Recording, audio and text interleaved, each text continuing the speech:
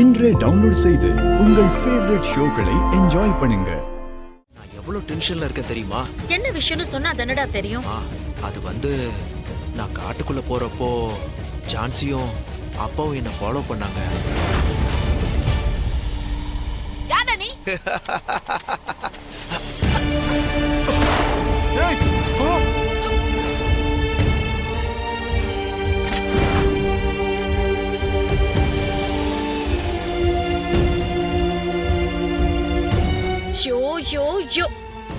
உனக்கு கொஞ்சமாவது அறிவு இருக்கா? யாருக்கு தெரியாம ஒரு இடத்துக்கு போறோம்னா பின்னாடி யாராவது ஃபாலோ பண்றாங்களா நம்மளன்னு செக் எல்லாம் பண்ண மாட்டியா? இந்த ராணிய முடிக்கிறதுக்கு முன்னால முதல்ல இந்த போலீஸ்காரி கதையை முடிக்கணும். அததான் பண்ணணும். அப்பதான் நமக்கு நிம்மதி. இல்லனா நம்ம அப்புறம் என்ன செஞ்சாலும் பின்னாடியே வந்து வேவு பார்த்து இடைஞ்சல் பண்ணிக்கிட்டே இருப்பான். சரி சரி, நாம பேசுறத பார்த்து தொலைச்சிட போதுங்க. நாம ரூம்குள்ள போய் பேசிக்கலாம். வா. எங்க பொண்ணு வாழ்க்கை இப்படியே போயிருமோன்னு ரொம்ப பயந்துகிட்டு இருந்தோம். அவளுக்கு நீங்க ஒரு நல்ல வாழ்க்கையை கொடுத்துருக்கீங்க. எங்களை பொறுத்த வரைக்கும் நீங்க கடவுள் மாதிரி. சார், என்ன அப்படிலாம் சொல்லாதீங்க. நான் தியாகம் எல்லாம் பண்ணல. தர்ஷினி எனக்கு பிடிச்சிருக்கு. நான் அவளை கல்யாணம் பண்ணிக்க போறேன், அவ்வளவுதான். இது முழுக்க முழுக்க என்னுடைய சுயநலம் தான். நீங்க ரொம்ப பெருந்தன்மையா பேசுறீங்க. நீங்க எவ்வளவு பெரிய விஷயம் பண்றீங்கன்னு உங்களுக்கு தான் தெரியல ஆதி. நிஜமாவே நானும் என் குடும்பமும் உங்களுக்கு ரொம்ப நன்றி கடன் பட்டிருக்கோம். இப்ப இனிக்க பேசிட்டு கல்யாணத்துக்கு அப்புறம் அவகிட்ட பழசையெல்லாம் பேசி டார்ச்சர் பண்ண மாட்டீங்களே? நீங்க ரொம்ப சீரியல் பாப்பீங்களோ? அதான் உங்களுக்கு இந்த மாதிரி சந்தேகம்லாம் வருது. இங்க பாருங்க, உங்க வீட்டு பொண்ணு தான் என்னுடைய ஒய்ஃப்னு முடிவு பண்ணிட்டேன். நீங்க எதுக்கும் கவலைப்படாதீங்க. நான் அந்த மாதிரி ஆள் இல்ல. தர்ஷினிக்கு டைவர்ஸ் ஆன விஷயம் உங்க அம்மா அப்பா எப்படி எடுத்துப்பாங்கன்னு தெரியலையே. அவங்களோட சம்மதம் ரொம்ப முக்கியம் இல்லையா? என்னுடைய இந்த எண்ணம் வரத்துக்கு காரணமே எங்க அப்பா அம்மா தான். அவங்க ரொம்பவே பிராக்டிக்கல் ஆனவங்க. அவங்களுக்கு தர்ஷினியை பத்தி எல்லாமே தெரியும். அவங்களுக்கும் இதுல சம்மதம் தான். நீங்க நல்ல நாளா பார்த்து சொல்லுங்க. நான் எங்க அப்பா அம்மாவோட வந்து மறுபடி கல்யாணத்தை பத்தி பேசுறேன். என்ன தமனா? வழக்கமா அந்த பெருசுங்க இங்கதான் உட்கார்ந்துட்டு இருக்கோங்க. எங்க போச்சுங்க? வீட்டுல யாரையுமே காணோம். தெரியலையே. நீங்க முதல்ல உட்காருங்கக்கா. ஏங்கா, உங்களுக்கு விஷயமே தெரியாதா? அந்த தர்ஷினி லவ்வர் ஆதி இருக்கான்ல, அவனை மீட் பண்றதுக்காக வீட்டுல உள்ள எல்லாரும் கோயிலுக்கு போயிருக்காங்க. என்ன கொடுமை இது? ஏன் தமனா, இந்த காலத்திலயும் ஆதி மாதிரி லூசு பசங்க இருக்காங்களா என்ன?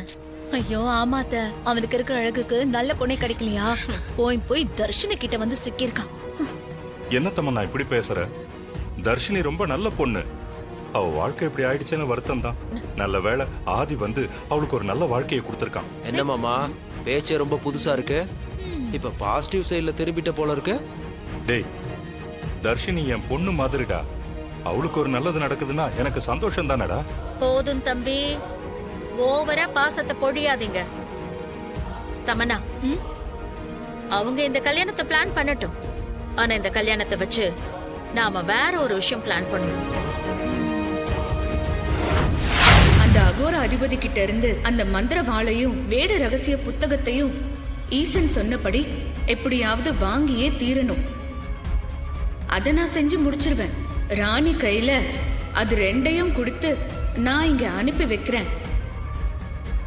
ராணி இங்க வந்ததும் அந்த வேடன் கிட்ட எப்படி பேசணும், என்ன வார்த்தை கேட்கணுங்கிறத நீ விவரிச்சு சொல்லிடு.